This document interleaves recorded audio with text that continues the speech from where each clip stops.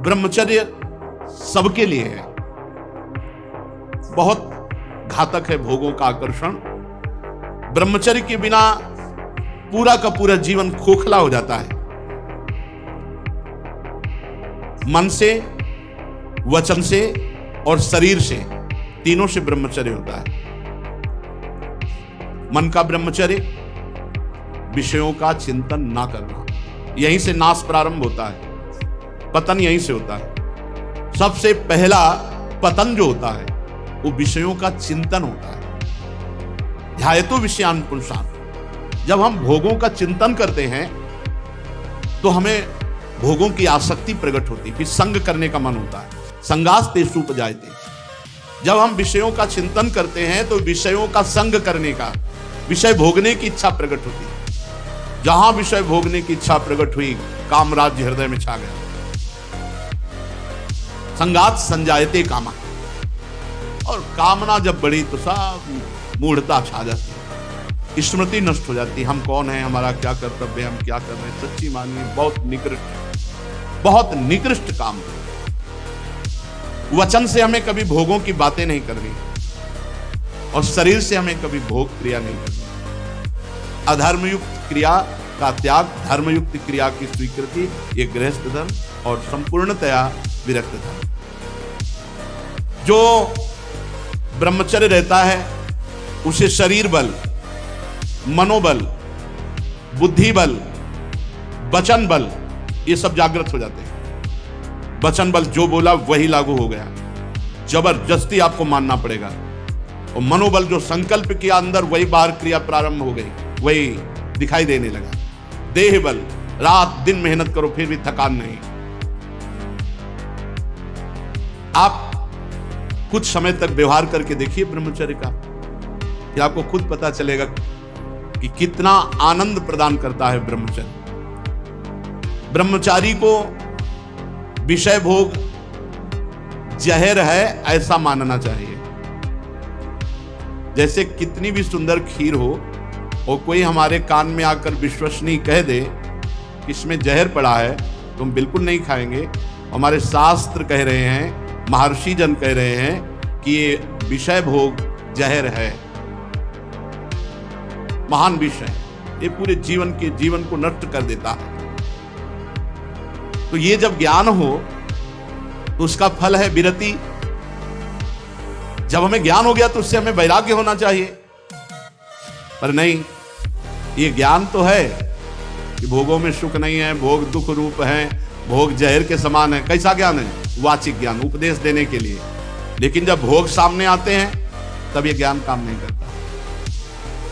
यदि उपासक भोगों से भयभीत हो जाए तो बच जाए, बहादुरी नहीं, भागना पड़ेगा इसको। एक बार पूज्यपाद सिउड़िया बाबा जी ने स्वप्न देखा।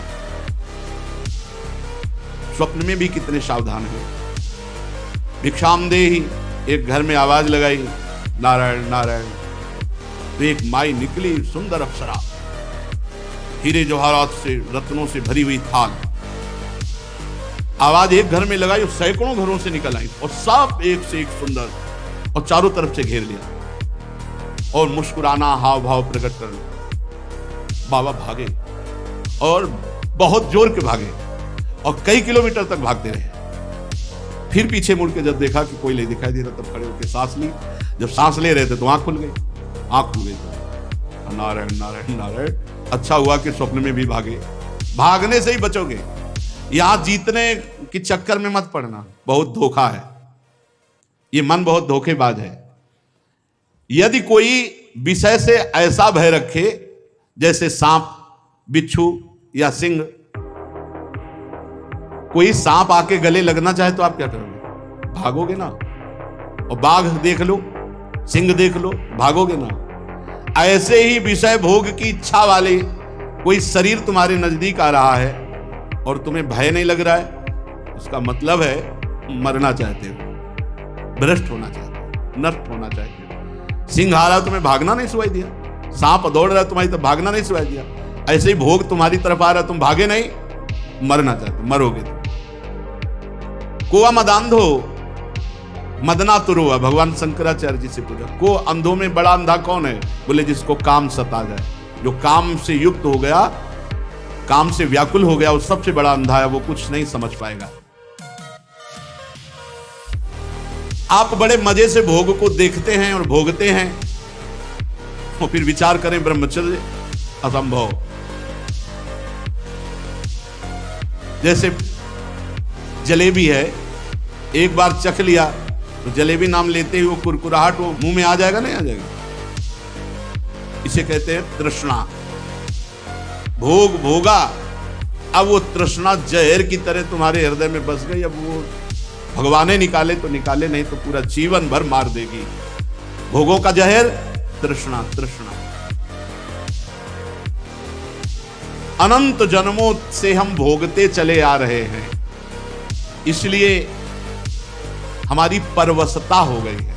परवशता, इंद्रिय और भोगों में विवशता, हम हार चुके हैं। लेकिन मोक्ष का रास्ता जितेंद्रियता से जुड़ता है, परवशता से नहीं। इसलिए आपको एक इंद्रियों के भोगों से जीतना पड़ेगा, लड़ना पड़ेगा। भटकते रहने से ये जन्म भी चला जाएगा, जैसे और जन्म चले गए।